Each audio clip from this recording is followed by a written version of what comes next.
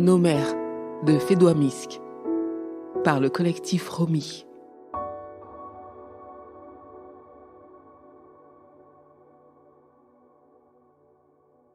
Acte 5. Samira. Samira est chez le psy. Assise sur un vieux canapé, visiblement mal à l'aise, elle dépose son sac à côté d'elle, mais se retrouve vite gênée par ses mains vides. Elle le reprend et se met à entortiller l'anse, dans une tentative désespérée de se donner une contenance.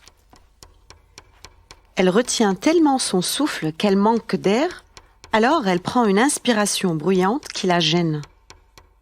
Son silence s'éternise et semble la déranger, elle, plus que le psy qui ne dit rien. Elle regarde sa montre, arrange son petit foulard sur sa tête et fixe le sol un moment. Je ne comprends pas. Vraiment, je comprends rien.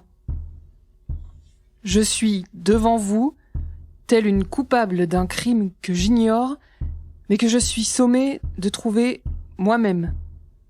C'est complètement absurde. Je ne voudrais pas dénigrer votre travail, loin de moi. Qui suis-je, moi, pour le faire ? Vous êtes un savant, vous. Vous avez fait des études pour sonder les âmes. Moi, je suis qu'une femme au foyer, sans aucune importance. Mais je suis une bonne femme au foyer, vous savez ? Je fais tout ce qu'il faut. En tout cas, bien mieux que toutes les femmes que je connais. Je les vois, ces femmes suffisantes autour de moi. Elles ne font pas la moitié de ce que je fais.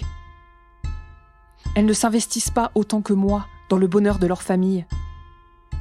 Elles n'ont même pas l'air de penser aux autres. Comme si dans leur vie, elles étaient prioritaires. Je me demande souvent, alors, ce qu'elles ont, que je n'ai pas. Elles ont l'air de se suffire à elles-mêmes, voire d'estimer que leur simple présence suffit à combler les autres, comme si tout leur était dû, comme ça. C'est fou. Moi, non seulement je me sens insuffisante aux autres, mais même pour moi-même, je me sens jamais assez. Comme si je manquais de consistance, de densité, transparente. Invisible ? Oui, je l'ai toujours été. Je sais pas quand ça a commencé. Quand est-ce qu'on s'est mis à me frôler sans me voir ? C'était il y a longtemps. J'étais pourtant fille unique, mais on s'étonnait presque de ma présence. Comme si je n'existais que sur cette page orpheline du livret de famille. Je pense que j'ai commencé à m'en rendre compte quand je me suis mise à chercher les yeux de ma mère. Très jeune, j'avais remarqué qu'ils ne se posaient pas sur moi, même quand elle me portait. Ces beaux yeux noirs, bordés d'une infinité de cils, ne m'esquivaient pas, non. Ils ne me voyaient pas. Moi, je ne voyais qu'elle.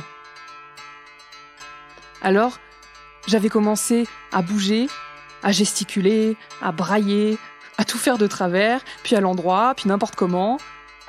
Toujours pas de regard. Ni d'elle, ni de personne d'ailleurs. Je passais inaperçu, même en traversant la route en zigzag. Avec le temps, j'avais fini par me faire une raison. Et même à me projeter dans le beau rôle de la femme invisible. C'était la seule héroïne à laquelle je pouvais m'identifier. Je m'imaginais disparaître et me faufiler dans les endroits les plus insolites, les cachettes les plus secrètes. Entendre des conversations, déjouer des complots, arrêter des guerres, détruire des mafias. Je me plaisais tellement à ce jeu finalement que j'étais surprise et presque agacée qu'on me voie, qu'on me reconnaisse. Il y avait du bon dans ça, vous savez. On m'importunait pas en classe, ni dans la rue. J'ai eu une adolescence tranquille. Au lieu de passer mes journées à soupirer pour des ados excités qui louchent sur mon physique à peine pubère. Elle lève la tête et regarde le psy un peu plus longuement, avant de fixer le sol à nouveau. Je me sens ridicule d'en parler. Après tout, ma mère m'a jamais laissée sans me changer pendant des jours. Elle m'a allaitée au sein, au lieu de me nourrir au lait industriel. J'avais droit à de beaux habits et à des jouets. J'étais la parfaite petite fille de la carte postale, avec des parents souriants.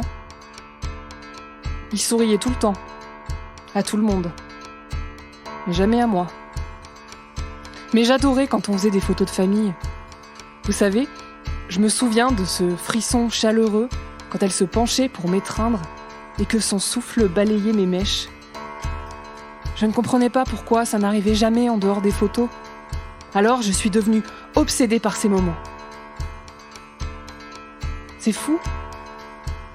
Je n'ai jamais fait ce lien avec la quantité aberrante de clichés que je prends de ma famille. Cette fois-ci, elle regarde le psy directement et continue.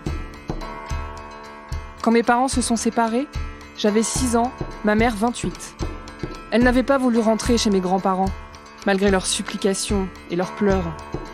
Mais elle avait accepté de prendre un appartement pas loin de chez eux et m'a confiée à Mima.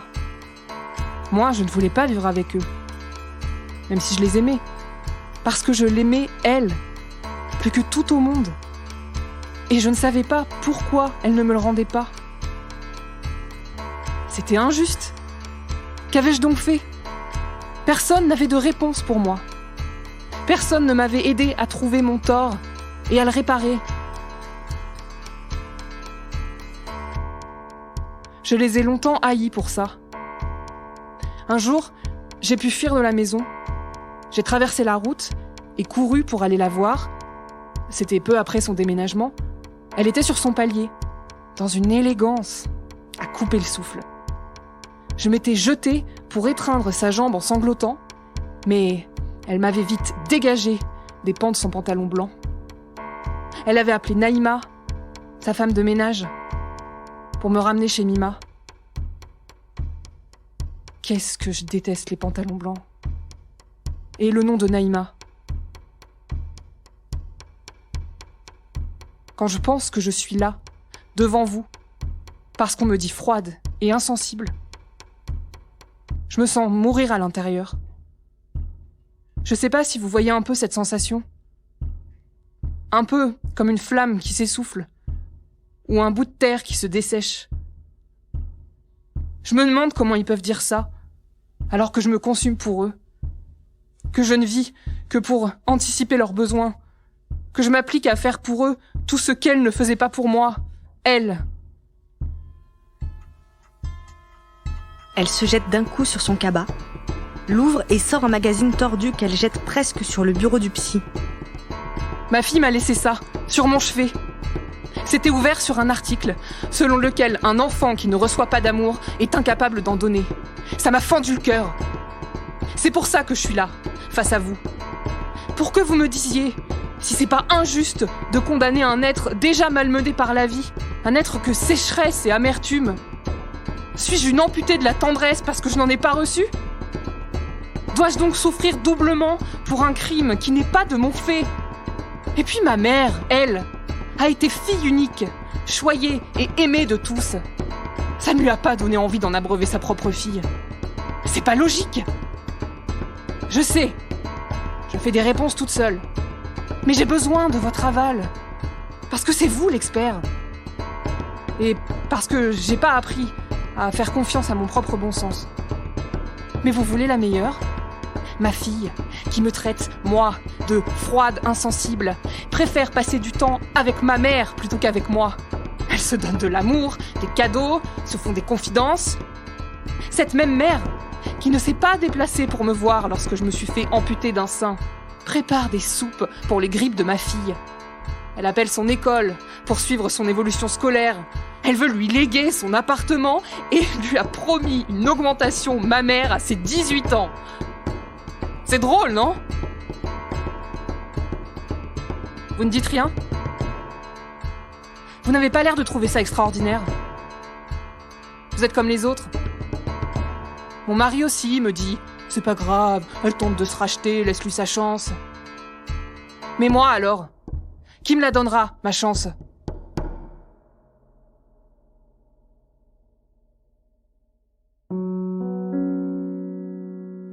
Nos mères. Une pièce de théâtre en 6 tableaux de Fédois Misc. Une production de l'Onde Porteuse pour le réseau des médiathèques de Clermont-Auvergne Métropole, la mission égalité des droits de la ville de Clermont-Ferrand et la Cour des Trois Coquins. Avec les comédiennes du collectif Romy, Fanny Caron, Anan, Jessica Lille, Iman, Marianne Denis, Fédois, Mathilda Bernard, Samira et Noël Miral, Maria. Musique originale, montage et mixage, Théophane Berthuis. Prise de son, montage et mixage, Francisque Brémond.